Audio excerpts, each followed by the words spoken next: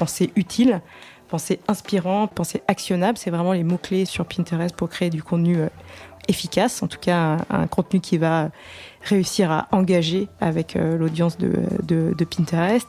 Et puis évidemment amplifier sa présence à travers les formats publicitaires, que ce soit des formats publicitaires on va dire standards, mais aussi des formats qui sont liés à toute la suite de produits shopping.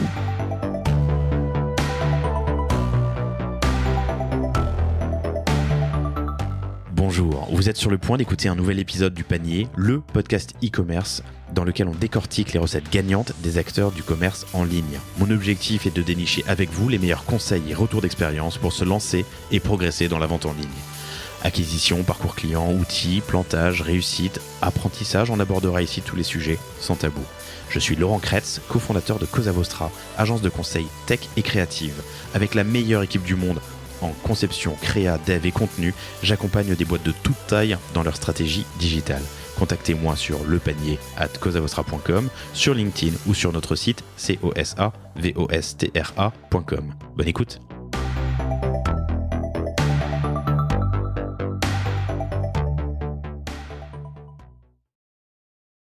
Bonjour à tous, je suis très heureux de vous retrouver aujourd'hui pour ce nouvel épisode du Panier avec Émilie Nguyen, qui est Sales Manager chez Pinterest, dans la partie régie, mais elle nous en dira plus dans un moment. Ça fait longtemps que tu es chez Pinterest d'ailleurs. Bonjour Laurent, oui ça fait plus de 6 ans. Plus de 6 ans, et avant tu étais en growth, dans l'équipe growth et organique. Tout à fait, j'ai rejoint l'équipe Pinterest dans l'équipe en charge des partenariats organiques. Depuis beaucoup de choses se sont passées, donc je suis très contente d'être ici avec toi ce matin. Bienvenue, je suis très heureux de te recevoir. Ça fait longtemps qu'on essaie d'organiser ce rendez-vous. On a reçu d'autres acteurs qui permettent d'aider les e-commerçants à vendre mieux et plus sur les réseaux. Et Pinterest est un acteur majeur. Il est temps de donner les tips and tricks pour réussir à vendre mieux et plus. Et en tout cas bien gérer sa marque sur Pinterest. On va aborder différents sujets, on va définir Pinterest et je vous invite, chers auditeurs, si vous ne l'avez pas encore fait, à télécharger l'application et vous connecter pour suivre avec nous les différents éléments qu'on va vous montrer. Donc on va rappeler ce que c'est Pinterest, à quoi ça sert, on va faire un petit tableau de l'audience et du persona de l'utilisateur et du type d'usage qu'on a sur Pinterest. Tu vas m'expliquer pourquoi il est intéressant pour les marques de bien travailler leur présence et leur flux, leurs épingles sur la plateforme. Et ensuite, on va entrer en pratique sur comment bien gérer son compte, comment faire de l'organique qui marche, comment avoir des visites sur ces épingles, quels sont les outils en paid qui sont disponibles pour les e-commerçants. Ça te va ? Parfait, avec grand plaisir. Cool. Et on terminera sur la vision Pinterest, version Pinterest du shopping actuel et futur. Vous avez une vision un peu particulière et vous avez surtout une plateforme qui se prête particulièrement à une réinvention presque digitale de quelque chose qui n'existe nulle part ailleurs pour l'instant, du lèche-vitrine, j'ai envie de dire, mais on y viendra tout à l'heure. En tout cas, on travaille pour effectivement revisiter cette expérience de shopping en ligne, essayer de recréer le plaisir de l'achat, de l'inspiration qu'on peut trouver quand on est en magasin, quand on est dans un centre commercial ou dans une rue commerçante. Et c'est vraiment ce qu'on a envie de proposer à nos utilisateurs. Super. Je suis d'autant plus heureux de te recevoir que, full disclosure, Émilie et moi on se connaît depuis un bout de temps. On a fait l'école ensemble il y a 3-4 ans, c'est ça, parce qu'on est tout jeunes. Hein, 28 ans hors taxe, allez. Il y a 2 ans même. On va c'est ça. Forcer un peu le trait. Et présente aussi dans cette salle d'enregistrement Juliette Châtelain qui gère les communications pour Pinterest France, à qui j'ai demandé de se taire et de couper ses communications, mais il est possible qu'elle intervienne pour donner des insights pendant l'enregistrement. Chers auditeurs, on y va, c'est parti. C'est quoi Pinterest ? Pinterest, c'est une plateforme d'inspiration et notre mission, c'est vraiment d'aider nos utilisateurs à trouver des inspirations pour créer la vie qui leur plaît. Donc notre vocation, c'est de proposer des inspirations qui sont à la fois les plus pertinentes, les plus personnelles et les plus utiles à nos utilisateurs, et ça peut être pour des projets du quotidien, comme tout simplement chercher une recette parce que tu reçois des amis chez toi ce soir. Ça peut être des projets saisonniers, Noël, ça peut être un moment en famille important qu'on veut planifier, on veut que ça soit parfait, et Pinterest peut nous aider à trouver des inspirations pour cet événement. Et c'est aussi utilisé pour des moments de vie. Donc dans les cas où on utilise Pinterest, c'est pour des mariages, par exemple, préparer son mariage, pour un emménagement, ou pour préparer un moment de vie important. Donc c'est aussi une plateforme qui est beaucoup utilisée pour ça. Et dans des catégories très variées, donc la cuisine, la décoration, la mode, la beauté, le voyage. Moi personnellement, j'utilise beaucoup Pinterest pour le domaine de la décoration. Je suis en pleine rénovation d'un appartement. Pour la mode également, et Pinterest aussi pour préparer mes voyages. Donc j'ai un peu compliqué là avec le contexte de Covid, mais c'est un outil que j'utilise beaucoup pour ça. Donc je ne suis pas très différente des utilisateurs classiques qui utilisent beaucoup cette plateforme pour ça. Qu'est-ce qu'on y trouve ? On y trouve des inspirations, des idées, de la créativité, du contenu qui est utile pour passer à l'action. Donc c'est aussi un des piliers de la plateforme, c'est proposer des inspirations, mais aussi inciter et aider les utilisateurs à passer à l'action. Donc ça soit un achat, mais aussi réaliser quelque chose. Et nos utilisateurs viennent sur la plateforme, en tout cas avec une intention qui est très forte. Souvent une intention commerciale, ça tombe très bien, on est dans le panier pour parler shopping, mais pour passer à l'action surtout. Le principe, c'est que donc on a des épingles ou des pins en anglais qui sont des images avec une description et qui lient vers un site ou une destination, quelle qu'elle soit, c'est ça ? Tout à fait. Donc on a l'anatomie d'une épingle, c'est un visuel, mais c'est aussi du texte avec un titre, un descriptif, parce qu'un visuel sans texte, c'est pas toujours évident de comprendre ce qu'une marque ou un créateur de contenu a envie de donner comme information derrière ce visuel. Donc on a tous ces éléments-là. Et puis on a différents types d'épingles. On parlera des formats publicitaires tout à l'heure. On a des épingles qui sont des épingles enrichies aussi, qui permettent de donner plus d'informations. Donc dans le cadre d'une recette, avec une amorce des ingrédients pour faire cette recette et une amorce de comment la réaliser. Et pour en savoir plus, on va pouvoir cliquer sur cette épingle et être redirigé vers la source de ce contenu pour en savoir plus. Et le principe, c'est d'organiser ces épingles, ces pins dans des boards qu'on va faire. Toi, tu parlais par exemple de voyage ou de décoration, mais je peux avoir ma board cuisine, chaise de cuisine ou Andalousie et y mettre toutes les épingles qui m'intéressent pour faire mon choix plus tard, c'est ça ? Tu peux avoir autant de tableaux que de centres d'intérêt, que de passion, que de projets. Et effectivement, tu peux enregistrer du contenu sur ces tableaux pour pouvoir les reconsulter plus tard. Et ces tableaux peuvent être collaboratifs ? En plus ? Oui, tu peux les partager avec tes amis, avec qui tu veux. Moi, je prends mon exemple personnel de rénovation d'appartement. Je partage mes tableaux avec des architectes pour avancer dans mon projet. Formidable. Quelle est l'audience de Pinterest ? Qui est l'utilisateur ?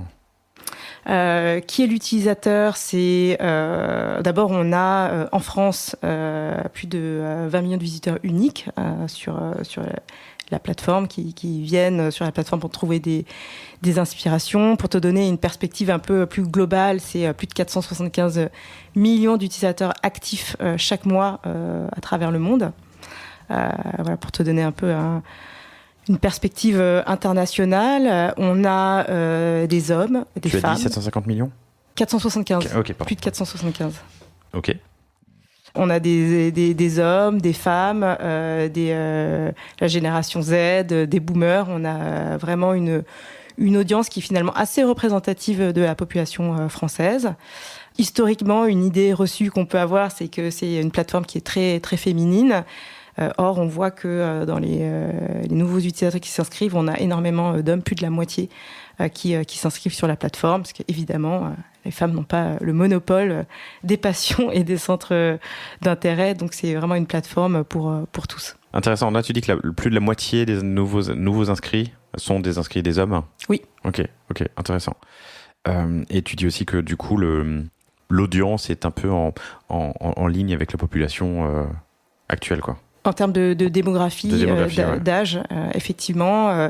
Ce qu'on va constater, c'est peut-être des relais de croissance aujourd'hui plus importants sur, je parlais des hommes, mais aussi les millennials qui croient énormément sur notre plateforme également. Ok. Ça a un petit bout de temps. Ça a été créé quand, Pinterest ? Pinterest a été créé en 2010 aux États-Unis avec trois fondateurs, donc Ben Zilberman, Evan Sharp et Paul Sciarra. Depuis, beaucoup de choses se sont passées. Donc déjà, l'expansion internationale en 2013-2014 avec l'ouverture des bureaux en France, au UK, en Allemagne, au Japon et au Brésil. Et le lancement de la monétisation en France fin 2018, qui est aussi une date clé. Donc on est assez fiers de dire qu'on est le premier pays non anglophone à avoir lancé la monétisation, après les États-Unis qui ont lancé ce sujet en 2014, je crois, et les UK en 2016. Et Pinterest est resté indépendant jusqu'à son introduction en bourse il y a 2-3 ans, si je dis pas de bêtises, si ma mémoire est bonne. Toujours indépendant, et effectivement, un intro en bourse. 2019. 2019, tout à fait. Ça. Cool, très bien. Plein de marques qui sont, et on en parle souvent dans le panier, chers auditeurs. Florette, Kabaya, What Matters, qui n'est pas passé encore sur le panier, mais que j'invite avec plaisir. Respire, mais j'en regardais d'autres. Chef Club. Et je suis toujours surpris, mais on va y venir du coup dans cette partie plus pratique maintenant. Toujours surpris par le nombre de vues que génèrent les épingles de ces marques. Je prends Florette, qui fait des bouquets de fleurs séchées. T'en as un là-bas derrière toi, une jolie petite marque créée par un couple et qui cartonne. Je crois qu'ils ont fait 1 million d'euros la première année. Mais c'est tout jeune, ils ont quelques mois, ils sont à 700 000 vues par mois de leurs épingles sur Pinterest. Kabaya qui fait des objets, des bonnets à pompons interchangeables, mais surtout des objets originaux et différents, fait 2,5 millions. What Matters 3 millions. What Matters, c'est des produits d'entretien et de bien-être et de beauté. Respire fait 2,5 millions aussi. Ikea ou Chef Club, c'est des dizaines de millions de vues de pins d'épingles dans les flux, dans les recherches. Alors que toutes ces marques ont assez peu, pour certaines en tout cas, de followers. Donc c'est intéressant, ça veut dire qu'il y a un réel effet organique à travailler son contenu. Et c'est le sujet, une longue tirade pour dire que c'est le sujet qu'on va aborder maintenant. Comment bien gérer et tirer parti au mieux de la plateforme. Quel type de marque on y trouve ? Quels sont les bons utilisateurs en France ? Les bons profils. Ouais. On a vraiment un très grand nombre de marques sur les sujets que je citais tout à l'heure. Que ce soit dans le domaine de la cuisine, que ce soit des marques distributeurs, des créateurs de contenu, des blogueurs qui ont également su tirer parti de la plateforme, sur la mode, la beauté, le voyage. Donc il y a vraiment énormément de contenu disponible. On a des milliards de contenus qui circulent sur la plateforme. Les marques qui se sont bien emparées de la plateforme, c'est vraiment des marques qui ont une stratégie à la fois organique et une stratégie de paid. Et c'est vraiment ce qui fait le succès d'une marque et qui va pouvoir tirer parti de la plateforme.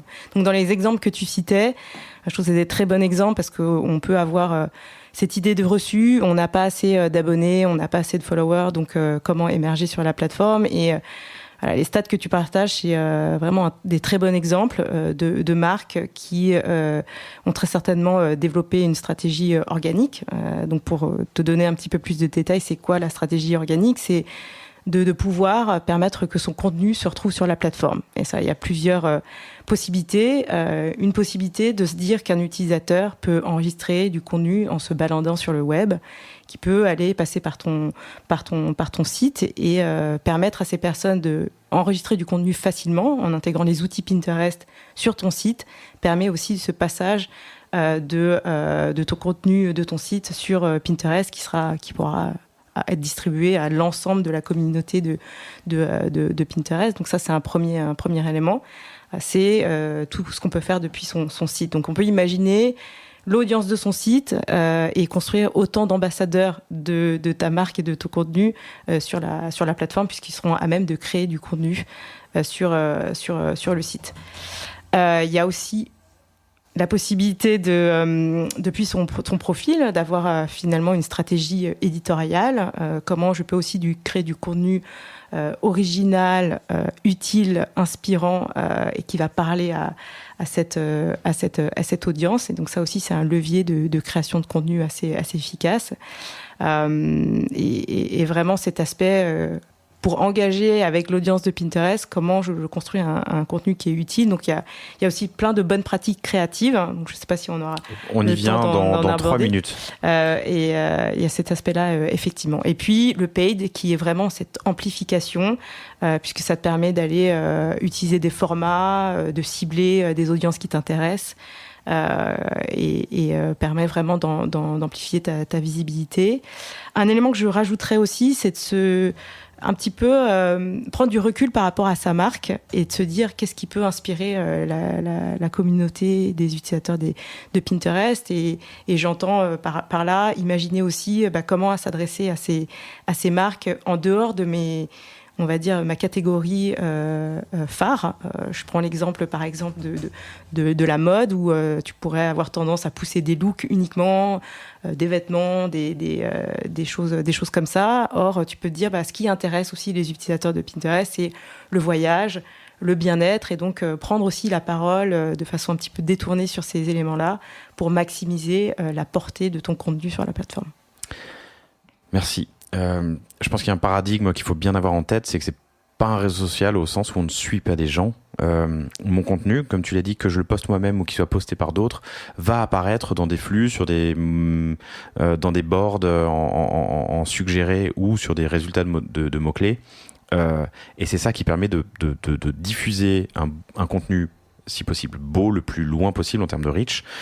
Typiquement, je donnais des chiffres de nombre de vues d'épingles je reprends Florette parce que j'aime bien cet exemple, mais ils sont à 700 000 vues par mois, ils n'ont pas autant de visiteurs sur leur site, alors qu'ils apparaissent 700 000 fois, en tout cas leur bouquet, c'est des bouquets de fleurs séchées, dans des résultats sur différents mots-clés ou des bords d'inspiration. Donc ça, c'est un paradigme, je pense qu'il faut bien avoir en tête, c'est qu'un beau contenu va voyager beaucoup plus loin que simplement ses followers, son following, sa petite zone, son bassin d'audience actuel. Et c'est ce qu'on me dit souvent d'ailleurs sur les invités du panier, c'est que ça génère énormément de trafic au final sur leur site, ce qui est hyper intéressant. Des épingles, il peut y en avoir beaucoup dans un flux, donc il est aussi, je pense, important, mais tu nous diras comment après de sortir du lot pour justement qu'on qu'on tape sur l'épingle. On va parler principalement mobile d'ailleurs aujourd'hui, mais qu'on tape sur l'épingle. Et puis on y viendra dans quelques minutes aussi. Vous avez rajouté énormément de fonctionnalités shopping ou mis à jour ou upgradé des fonctionnalités shopping qui peuvent être vraiment utiles et génératrices de transfo pour vous, chers auditeurs. Donc, je suis un concurrent de Florette. Je reste sur cet exemple. Je me lance demain. Qu'est-ce que je fais ? D'abord, effectivement, se lancer dans cette stratégie organique. Donc, on a parlé de quelques fonctionnalités tout à l'heure.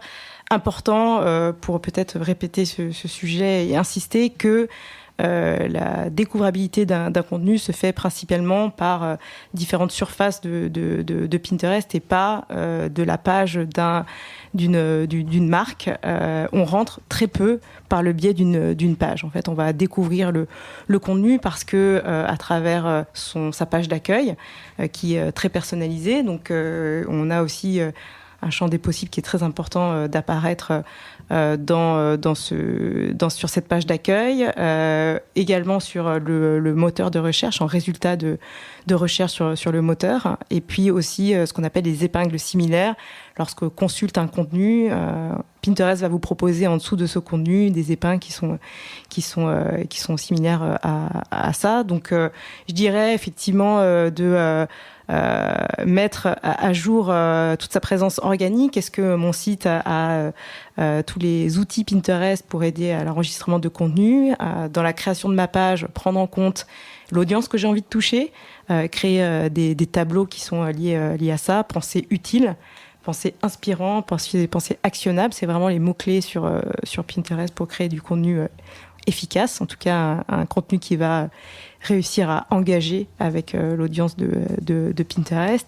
Et puis évidemment amplifier sa présence à travers les formats publicitaires, que ce soit des formats publicitaires on va dire standards, mais aussi des formats qui sont liés à toute la suite de produits shopping. Ok. Pour optimiser, qu'est-ce que je peux faire moi pour optimiser ma découvrabilité ? Donc j'ai créé mon compte,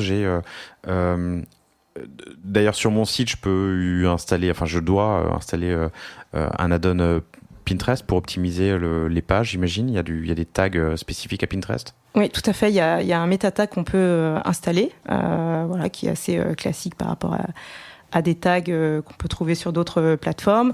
L'intérêt de ce tag-là, lorsqu'on utilise et on installe les add-ons Pinterest et lorsqu'on va enregistrer un contenu, ça va aspirer toutes les informations qui peuvent être intéressantes à enrichir une épingle. Je disais tout à l'heure, un visuel sans texte, c'est pas forcément...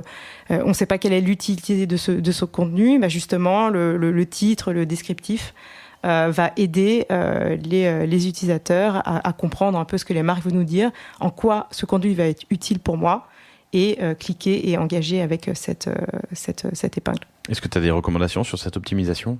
Donc j'ai mon Shopify ou mon PrestaShop, j'ai installé mon add-on Pinterest. Est-ce qu'il y a des recommandations ou des conseils que tu peux nous donner à ce stade ?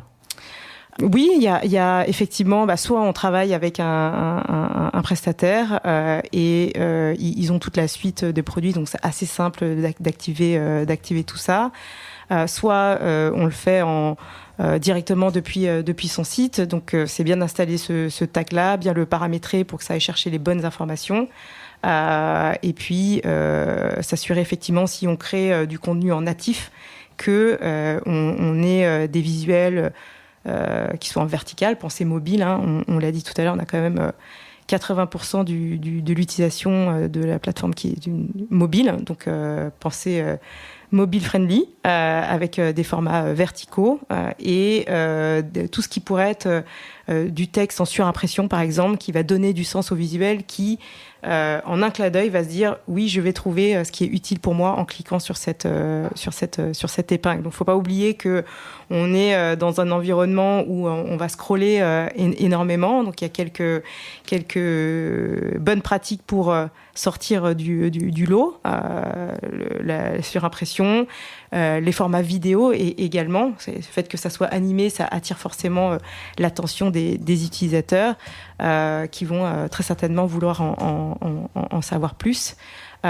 Et tout ce qui va générer de l'engagement, de l'interaction avec son contenu, c'est ce qui va permettre à l'algorithme de favoriser ce contenu au reste de la communauté. Donc c'est un peu comme un cercle vertueux qu'il faut réussir à créer sur la plateforme. Plus notre contenu est vu, plus on en a, plus il génère de l'engagement et plus il va être découvrable sur l'ensemble des surfaces de Pinterest, pages d'accueil, résultats de recherche et épingles similaires. En termes d'optimisation, il y a aussi des call to action qui peuvent être différents. Try it, quand on essayer. Alors je suis désolé, mon appétit en français, chers auditeurs, me reproche souvent son anglicisme, mais Balek. Désolé. Il y a différents boutons. Visiter un site, essayer, try it sur les recettes, acheter. On y viendra tout à l'heure. Ça se gère où ? Ça se gère avec le tag, justement. Le tag de mon côté sur mon site. Exactement. Donc, on choisit les épingles enrichies qu'on veut implémenter. Donc, forcément, un site de recettes de cuisine va vouloir mettre réalisé, parce que ça va être derrière l'intention qu'on va vouloir pousser. Il y a lire, il y a acheter, effectivement. Tout ça se paramètre avec le tag. Ok. Donc pour optimiser la découvrabilité de mes épingles dans les flux, tu nous as donné quelques tips. Utiliser des formats animés, type vidéo, ou j'ai vu qu'il y avait des GIFs, c'est possible ça ? Les GIFs, c'est possible, ouais. Oui. Pourquoi pas de la surimpression ? Parce qu'effectivement, mon épingle va se retrouver, j'allais dire noyée, mais c'est pas un bon terme, mais au milieu d'autres épingles. Il faut que inciter les gens à taper dessus. Donc de la surimpression, peut-être du call to action sur même cette surimpression. Tout ça avec l'objectif de générer de l'engagement, c'est ce que tu dis, puisque l'algorithme de Pinterest va récompenser, j'imagine, les comptes et les épingles sur lesquels il y a le plus d'engagement. Tout à fait. Après, je dirais peut-être une autre bonne pratique pour compléter ce que je viens de dire, c'est en termes de contenu. Utiliser des insights pour regarder qu'est-ce qui intéresse l'audience de Pinterest, que cherche l'audience de Pinterest pour vraiment augmenter ses chances de générer de l'engagement et travailler aussi la saisonnalité sur Pinterest. C'est vrai que des marques qui ont compris ce sujet-là également peuvent vraiment accélérer leur... Ça veut dire quoi, travailler la saisonnalité ? De penser à ce qui va parler au moment de Noël, par exemple, au moment des temps forts des marronniers. Une marque alimentaire pourrait très bien proposer des recettes en affinité avec ce moment-là. La rentrée, on va se dire, on va chercher peut-être des recettes faciles à faire pour ses enfants. Et donc, toutes les marques qui vont s'approprier cette saisonnalité qui est vraiment une des caractéristiques sur la plateforme, va vraiment voir des boosts d'engagement sur ces périodes-là. Intéressant. Et quand tu dis chercher des insights, je pense aussi qu'une bonne reco, chers auditeurs, c'est d'aller voir ce que font vos concurrents qui marchent. Et d'ailleurs, ceux qui ne marchent pas, comme ça, on pourra, par élimination, ne pas répéter la même chose. Il y a des insights qui sont disponibles à la fois à travers ces analytics quand on a un compte professionnel. Donc ça, c'est une mine d'or en termes d'informations pour comprendre son audience et aller plus loin sur ce sujet, mais aussi on a un outil qui est Pinterest Trends qui permet aussi de voir les sujets tendances. Un autre tuyau aussi, c'est quand on fait une recherche, parfois on voit aussi des suggestions ou quand on voit dans certains onglets les tendances du moment, ça veut dire qu'effectivement il y a une appétence de l'audience sur ces sujets-là et que donc ça vaut le coup d'être agile et d'optimiser éventuellement mes épingles pour qu'elles collent. Exactement. Ok, compris. Il y a un système de statut vérifié aussi. Est-ce que l'algorithme le favorise, le récompense ? Oui, il y a le fait qu'une marque ait un nom de domaine vérifié. Donc ça, c'est ce qu'on voit, la petite coche rouge. Donc c'est aussi ça permet de confirmer qu'on est bien propriétaire du site web vers lequel on redirige. Et puis il y a aussi ce programme de vérification des commerçants. Donc programme de commerçants vérifiés qui est disponible depuis juin. Et donc, avec l'intégration de certains critères, notamment sur l'implémentation du tag Pinterest, le fait de télécharger son catalogue et le respect de certaines consignes pour s'assurer que c'est un commerçant qui est à même de proposer ses produits sur la plateforme, permet d'accéder à cette certification. Comment à qui est-ce qu'on la demande ? C'est une demande qu'on fait auprès de Pinterest. Donc, vous avez un formulaire sur notre site Pinterest Business et on va vérifier que vous êtes... qu'on peut vous donner accès à cette vérification. Et l'avantage de ce programme, c'est que son contenu organique est également poussé sur les surfaces de Pinterest. Donc, c'est un véritable accélérateur sur la partie organique. Tu nous recommandes de le faire. Donc, je recommande d'essayer de faire la certification. Très bien. Alors, dans le paradigme aussi que je donnais tout à l'heure, dans Pinterest, on épingle des éléments web, donc une page, une vidéo, quelque chose, mais toujours à l'extérieur de l'application, sauf pour un format qui est assez récent, que vous avez sorti en début d'année, qui est le format ID. Exactement, épingle ID. Épingle ID. Qui est un nouvel espace d'expression proposé à nos créateurs de contenu pour plus de créativité, puisqu'il y a la possibilité depuis l'application de créer ce contenu-là, de rajouter quelques éléments, notamment de texte overlay. Donc, la publication, il y a un outil pour ça. Et ça permet aussi de donner plus d'espace à nos créateurs de contenu, avec toujours cette volonté de proposer des choses inspirantes et utiles à nos utilisateurs. Ce qui est intéressant sur ces épingles ID, c'est que donc elles sont créées dans l'app. On peut y taguer des marques, si je dis pas de bêtises, ou de l'overlay. Et je prends l'exemple vous pouvez aller sur le compte de Chef Club. qui fait des dizaines de millions de vues sur Pinterest. C'est assez dingue, pardon. Ils ont depuis quelques mois presque que ce format, je vois que ça d'ailleurs, que des formats idées. Donc c'est une sorte de carrousel de vidéos qui vit dans le temps. Et ça d'ailleurs, c'est un détail important.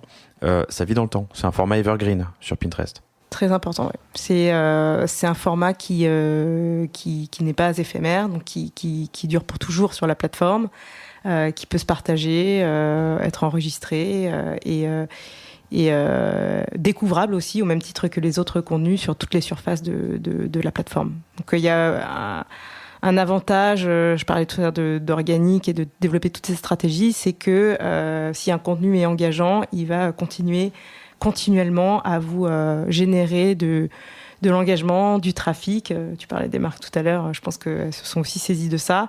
Et que quand on voit des chiffres tels que tu les as partagés tout à l'heure, voilà, on voit bien que c'est vraiment quelque chose qui dure dans le temps. Et c'est assez logique, hein, finalement, une recette ou un projet que tu fais maintenant, ça peut être utile à quelqu'un d'autre dans 6 mois, dans 9 mois, dans un an. Donc, c'est voilà, une forme de contenu qui dure vraiment dans le temps. Qui dure dans le temps et qu'il faut bien travailler. En fait, il faut le penser comme du SEO, j'imagine. C'est que le contenu que je crée aujourd'hui va vivre longtemps, continuer de... Et plus il y a de l'engagement, plus il va monter dans les résultats, j'imagine, sans sponsoring, donc en natif, en organique.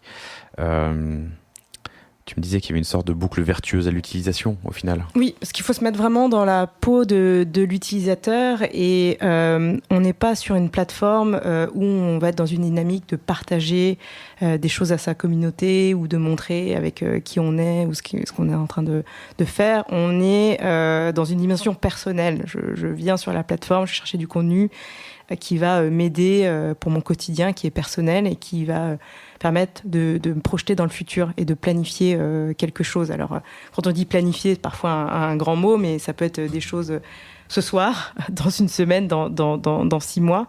En tout cas, qui est dans cette intention qui est très forte. Et donc, c'est pour ça que si on veut être efficace sur la plateforme, c'est se mettre dans la peau de cet utilisateur et dire que quand je crée un contenu, comment je fais en sorte que ce contenu soit utile pour des gens aujourd'hui, mais pour des gens demain et beaucoup plus tard éventuellement. On va passer dans un instant au nouveau format, aux nouvelles fonctionnalités shopping. Mais donc, j'ai lancé ma boutique.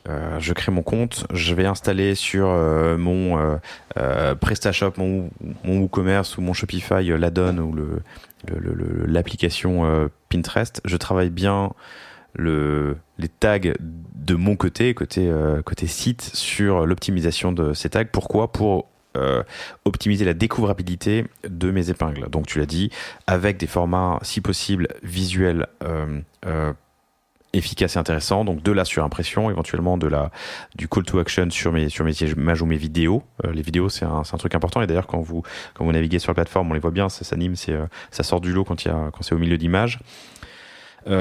Avec toujours cet objectif de générer de l'engagement. Je vais gérer aussi sur mon site du coup les call to action qu'il y aura sur l'épingle en question, lire, essayer, acheter, on y vient dans une seconde. Assez rapidement, j'ai intérêt à essayer de faire vérifier mon statut ou d'être certifié. Il y a un ensemble de choses à faire, dont d'ailleurs le lien avec le catalogue produit, c'est ce dont on va parler. Toujours penser créatif dans les formats, que ce soit des épingles qui viennent du web ou que ce soit le format ID, ces épingles ID qui marchent super bien, que vous pouvez essayer sur vos produits et qui restent dans le temps. Ce ne sont pas des stories comme sur les autres plateformes, là ça reste dans le temps. C'est ça qui est intéressant. Et je précise compte professionnel. Surtout qu'il faut bien passer son compte en compte professionnel pour vraiment accéder à l'ensemble des produits et de la suite, que ce soit shopping ou sur d'autres sujets organiques. Ça nous permet vraiment d'activer plein de choses. Donc surtout, penser à passer son compte en professionnel, c'est la première gratuit chose à faire. Oui, tout à fait. Ok. Vous gagnez de l'argent entre vous, on y viendra plus tard. Voilà, j'ai un beau compte, j'ai plein d'épingles, je commence à apparaître dans les tableaux ou dans les recherches. Maintenant, je suis e-commerçant et je veux vendre. Qu'est-ce que je peux faire de plus ? De plus, on va peut-être du coup un petit peu plus détailler la partie shopping et toutes nos suites de produits. Donc on a beaucoup parlé de la partie organique. C'est de se dire comment j'arrive à amplifier ma présence au-delà de ma présence organique à travers les formats shopping en fonction des objectifs que je veux remplir. Des formats comme le format collection, par exemple, qui permet d'avoir un visuel phare et de pouvoir y associer un certain nombre de produits, jusqu'à 24 épingles produits, donc épingles achetables. On peut cliquer et aller acheter, être dirigé directement sur la page du produit chez l'e-commerçant. C'est un format qui génère énormément d'engagement et qui répond aux besoins de nos utilisateurs d'être inspirés sur Pinterest. Donc, faut toujours aussi avoir en tête ce sujet-là. Être sûr qu'on a des flux qui soient bien optimisés pour avoir des informations qui sont dynamiques par rapport à un produit qui est en stock, le prix. Donc il y a toute la partie un peu technique et de créer toute une infrastructure autour de ça. Donc tu as parlé de Shopify, qui est un partenaire avec qui on a étendu notre présence internationale. Historiquement, était exclusivement aux États-Unis, mais qui permet aussi de faciliter à des TPE, PME, toutes les personnes qui travaillent avec Shopify, d'activer Pinterest assez rapidement et de travailler effectivement sa présence sur la plateforme avec toutes ces notions de maximiser sa présence sur les différentes surfaces Donc on va épingler des fiches produits, on peut épingler des collections, tu l'as dit. Et on du peut coup, créer on peut utiliser le format collection pour créer des épingles sponsorisées. En sponsorisé. Ouais, on y viendra tout à l'heure sur le paid. Mais ce qui est intéressant, chers auditeurs, je vous invite à aller par exemple sur le compte d'IKEA, IKEA France, que je prends ici. On a du coup différentes épingles des différentes catégories, ce qu'ils ont créé, ce qu'ils ont enregistré, mais aussi ce qu'ils ont une catégorie shop où je vais retrouver tous les produits qui ont été, toutes les fiches produits qui ont été épinglées. Et quand je clique sur shop, j'ai donc des épingles enrichies avec. Alors j'ai pris un mauvais exemple, mais j'ai le prix, le stock, différentes informations et la possibilité de cliquer du coup sur Shop et d'arriver sur le site de la fiche produit en question pour l'acheter. Et si je fais une recherche, voilà, je vais pas le faire là, mais si je fais une recherche sur un produit ou sur un nom de produit qui fait remonter une fiche produit d'IKEA par exemple, de la même manière, je tomberai sur l'épingle enrichie avec l'information prix, stock, sold by, j'ai vu ça tout à l'heure, et la possibilité d'aller directement sur le site l'acheter.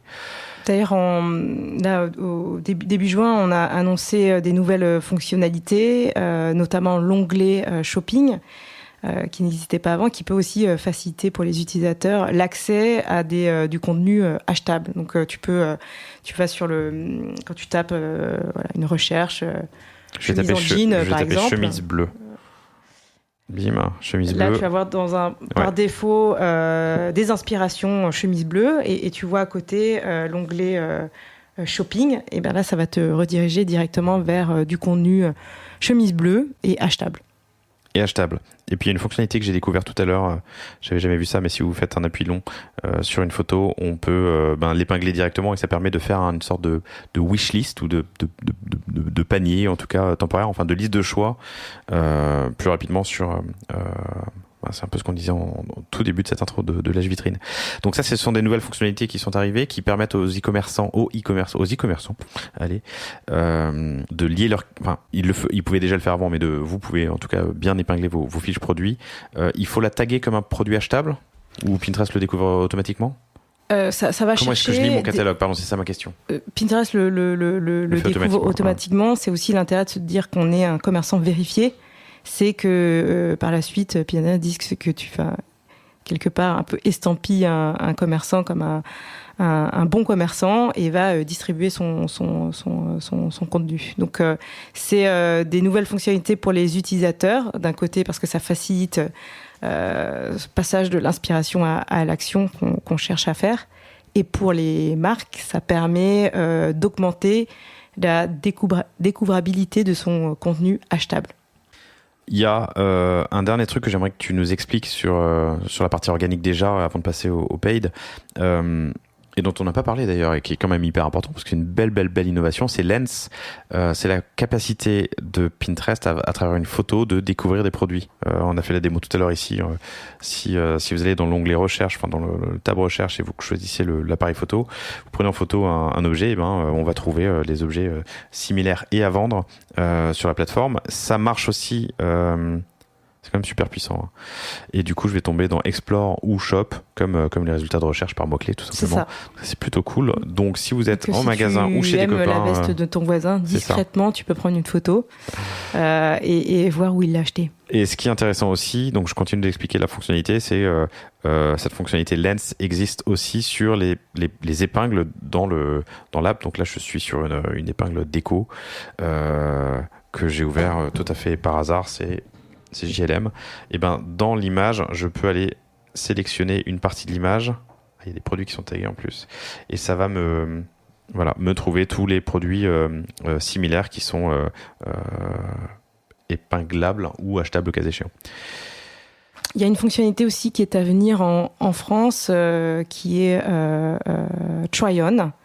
Dans le domaine de la beauté aujourd'hui, mais on peut imaginer demain étendre cette fonctionnalité dans différents domaines, mais on peut essayer un rouge à lèvres ou du maquillage, de l'ombre à paupières, avant de pouvoir acheter ce produit-là.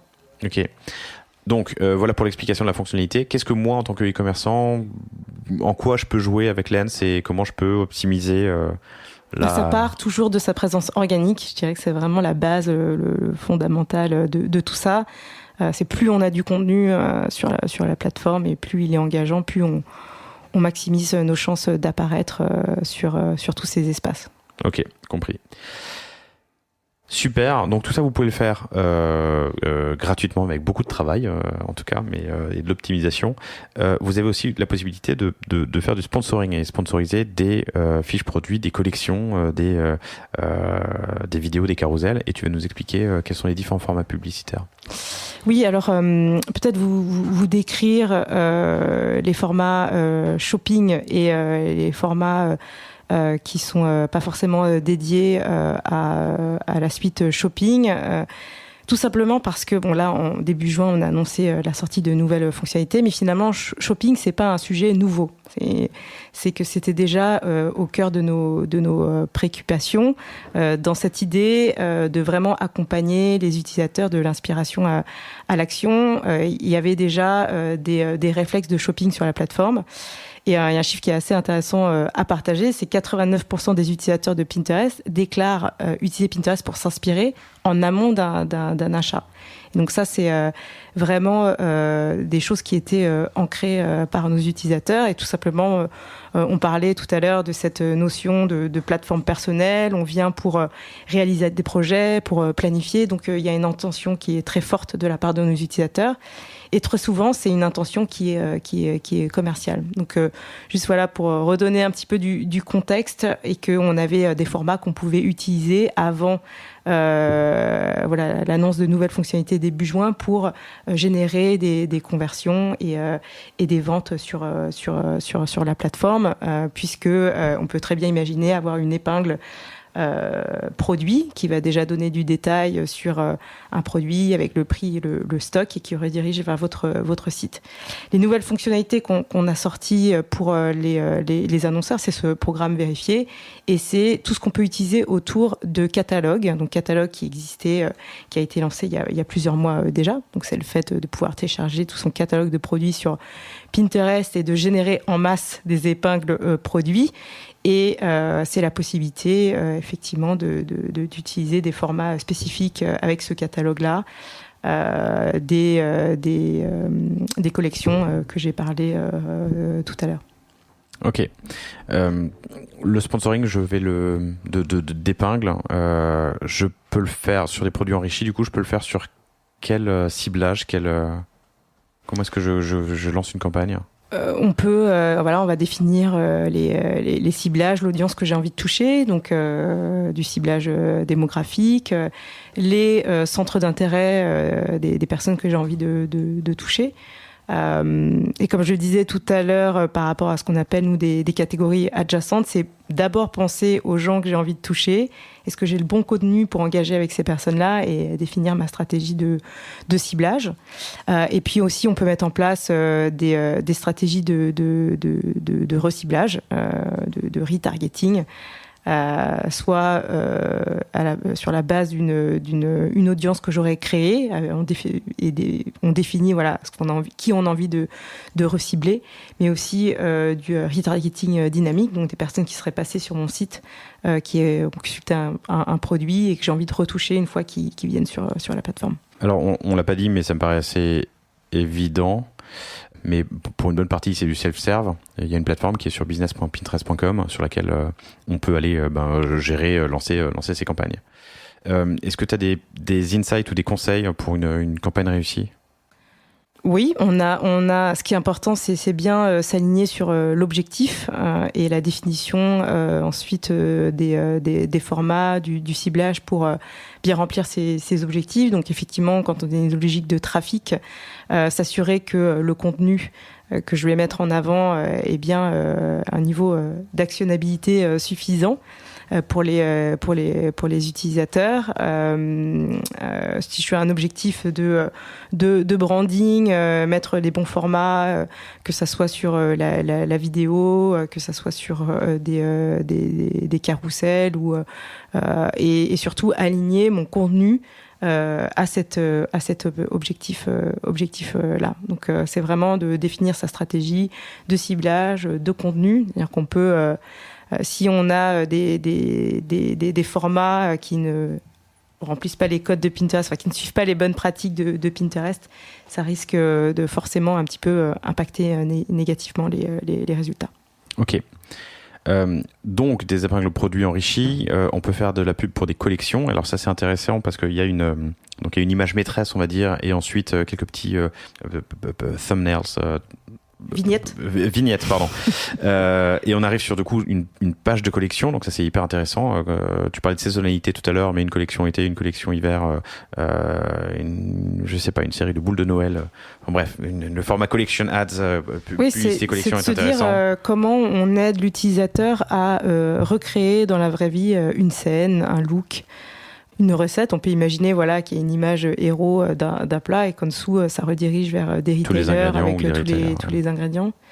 Donc voilà, c'est vraiment un format qui est utile pour les utilisateurs de se dire comment je l'aide à concrétiser ce qu'ils voient. Donc avec cette image qu'on appelle image héros, c'est l'image principale. On peut mettre une vidéo aussi. Et y associer, je crois, presque 24 produits à côté de cette image-là. Et il y a aussi un format qui est intéressant, qui est le format carousel, où je vais avoir donc dans le flux plusieurs images comme un carousel. Carousel ou carousel, une bonne fois pour toutes. Il n'y a qu'un seul S, carousel. Carousel. J'avoue, je sais pas. Où je vais avoir donc dans le flux, j'ai pas besoin d'ouvrir l'épingle et j'ai directement des images associées, disons, à cette pub sponsor, quoi. On peut aller jusqu'à 5 images et c'est un format qui est utile pour du storytelling. Il faut que ça soit aussi une cohérence des produits, donc c'est aussi un format qui est énormément utilisé par l'ensemble de les marques. Top. Merci beaucoup. Qu'est-ce qu'on aurait raté en conseil pour nos chers auditeurs e-commerçants en organique ou en paid avant d'ouvrir et d'atterrir sur l'avenir la vision du e-com chez Pinterest? Est-ce que tu as encore des conseils ou des insights à donner? Non, je dirais, je crois qu'on a balayé pas mal de bonnes pratiques. Je dirais aussi la mesure, peut-être, pour ajouter, c'est-à-dire qu'on a parlé de cette présence organique, toute la partie infrastructure, on a parlé de la partie paid pour amplifier sa visibilité, surtout aussi mesurer ce qu'on fait derrière. Donc quand on parle de shopping, s'assurer qu'on a une bonne évaluation des des fenêtres d'attribution, de considération de l'impact de sa campagne, et puis également mesurer en utilisant les analytics pour regarder quel est l'apport en conversion à la fois sur la partie organique et paid. Donc vraiment avoir une vision holistique de Pinterest, organique, paid, amplification et mesure de l'efficacité de sa présence. Et je pense que le conseil, comme toujours, quand on parle d'autres plateformes, c'est de faire du contenu qui est adapté à la plateforme et si possible de pas réutiliser des contenus ou des approches qu'on va appliquer à différentes plateformes et qui au final n'ont pas de sens au sens là, enfin en transverse, quoi. Donc ça, c'est, je pense, assez important. Ouais. Tout à fait. Encore une fois, se mettre dans la peau de l'utilisateur et de dire, voilà, si je veux engagé avec ces 20 millions de personnes sur la plateforme Pinterest, comment je fais et comment je m'adapte à ça. Il y a des choses, il y a des contenus qui peuvent être tout à fait réutilisés, mais peut-être avec des adaptations subtiles. Je parlais des textes en surimpression, on peut utiliser des visuels, mais rajouter du texte, un logo pour bien marquer la présence de sa marque. Donc ça, on a tout un tas de bonnes pratiques qui va très en détail de tout ça. Mais effectivement, c'est très important de s'adapter et penser Pinterest. Utiliser les codes de la plateforme, quoi. Ouais. Cool. Merci Émilie, c'est passionnant. J'espère que vous avez appris plein de choses. C'est quoi où est-ce qu'on va avec le e-com chez Pinterest? De quoi on parle dans les couloirs? On parle de vraiment essayer de revisiter cette expérience de shopping online qui parfois a été peut-être trop concentrée sur l'acte de la transaction. Donc s'assurer que pour acheter un produit, c'est fluide, c'est rapide, mais on a un petit peu oublié finalement le charme de ce que c'était le shopping, un peu à l'image de ce qu'on peut vivre dans la vraie vie. Si on va dans un centre commercial, dans une rue commerçante où j'ai une envie mais pas une idée très précise en fait de la marque avec laquelle j'ai envie d'engager, c'est un peu ce qu'on essaye de recréer sur la plateforme, cette notion de exploration, découverte, plaisir d'acheter.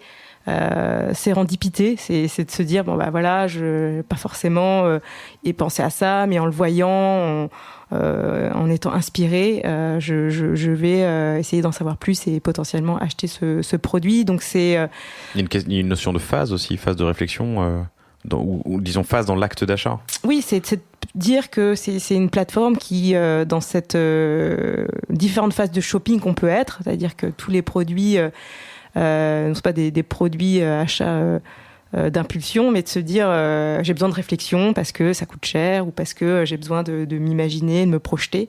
Et c'est ce qu'on essaye de faire sur Pinterest. Donc revisiter ce shopping et proposer un shopping qui est inspiré pour nos utilisateurs et les inciter à aller plus loin dans leur créativité, d'explorer le champ des possibles.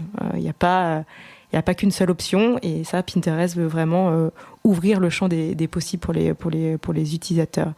Donc forcément, quand on se dit tout ça, qu'est-ce que c'est ensuite, d'un point de vue de la plateforme? C'est des nouvelles fonctionnalités qu'on a annoncées début juin. On a vu quelques exemples avec l'onglet shopping dans la recherche. Il y a Shopping Spotlight, en fait, qui sont une sélection, une recommandation de produits achetables par des experts ou des personnes influentes. Donc toujours si on a envie d'être à la pointe des tendances, proposer ça pour nos utilisateurs. T'en as parlé, le Shop with Lens. Il y a aussi acheter son tableau, dont on n'a pas parlé, mais je trouve que c'est une fonctionnalité assez fabuleuse. C'est à partir d'un tableau qu'on a créé, donc on a enregistré des contenus, on a mis dans ces tableaux. Il y a un onglet qui peut te permettre de switcher directement sur des produits achetables et qui s'est inspiré de ton tableau que tu aurais créé. Donc ça aussi, pour les utilisateurs, c'est assez extraordinaire. Moi, je pense surtout à quand on fait des wishlists, cadeaux d'anniversaire, cadeaux de Noël. Enfin, je sais pas comment tu vis ça, mais moi, c'est une tannée. Et je me dis que quand j'ai créé un tableau avec des idées de cadeaux, je peux très vite switcher sur les acheter en ligne Et ça facilite vraiment ce passage de l'inspiration à l'action. C'est intéressant, tu as fait ta wishlist et tu as un bouton buy them all, quoi. Buy all now. Voilà, après tu vas être obligé d'aller commerçant par commerçant. Mais peut-être que demain, on sera capable de proposer de tout acheter en même temps. Mais c'est un peu effectivement cette démarche qu'on a. C'est comme ça qu'on pense les innovations, les produits, qu'on itère par rapport à nos utilisateurs à partir de cette volonté de développer ce shopping en favorisant la découverte, l'exploration et le plaisir. Voilà, on veut redonner du plaisir à cette expérience de shopping sur Pinterest. Ok, passionnant. Il y a une approche du social commerce aussi sur Pinterest ? Parce que moi, avec un compte perso, je peux aller faire des tableaux d'inspiration en utilisant différentes marques éventuellement pour envoyer mes followers sur ces sinon c'est des sujets, on travaille avec des créateurs de contenu et effectivement on sait que c'est un sujet qui est fort pour les marques. On travaille effectivement sur des mécaniques pour mettre en place ce type de choses. Émilie, merci infiniment, c'était passionnant. Chers auditeurs, j'espère que cet épisode vous a plu. Vous pouvez retrouver Émilie sur LinkedIn, entre autres. Je ne sais pas si tu veux donner ton email, mais Émilie Nguyen sur LinkedIn de Pinterest, il n'y en a qu'une. Elle est en face de moi. Alors, il n'y en a pas qu'une. Ah, pas c'est très commun, donc il y a beaucoup d'Émilie Nguyen. Chez Pinterest non, sur LinkedIn, je crois. Non, mais sur LinkedIn, oui, mais Émilie Nguyen de Pinterest, il n'y en aura qu'une. Il n'y en a qu'une. Voilà. J'ai le privilège d'avoir un email Emily@Pinterest. Donc, bon. Je suis tout à fait... je serais ravie de connecter avec tous ceux qui veulent.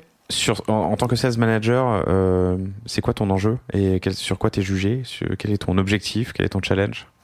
Mon challenge aujourd'hui, c'est de développer des partenariats pérennes avec nos annonceurs. Donc, un challenge de développer toujours des offres et des produits qui sont alignés avec les besoins, leurs objectifs.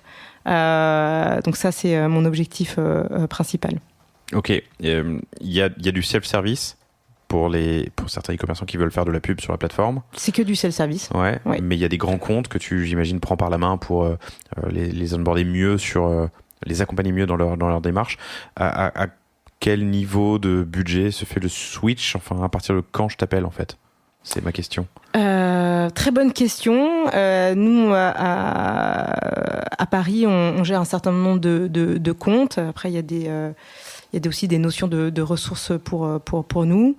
Il y a aussi d'autres équipes qui sont organisées pour travailler avec un maximum d'annonceurs aujourd'hui. Donc, on saura très certainement te rediriger vers la bonne personne. Vers la bonne personne, ok.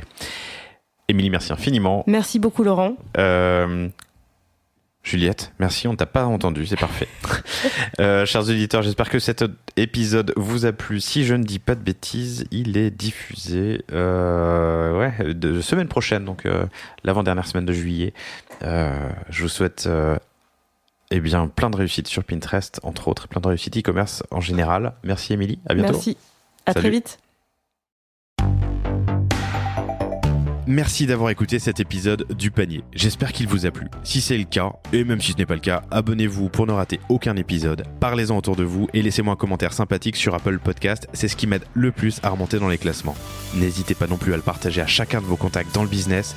Chaque nouvel auditeur intéressé est une victoire. Si vous avez besoin d'un accompagnement tech et créatif, que ce soit pour votre site internet, votre stratégie de contenu ou d'inbound marketing, n'hésitez pas à me contacter à l'adresse lepanier@causavostra.com. À bientôt.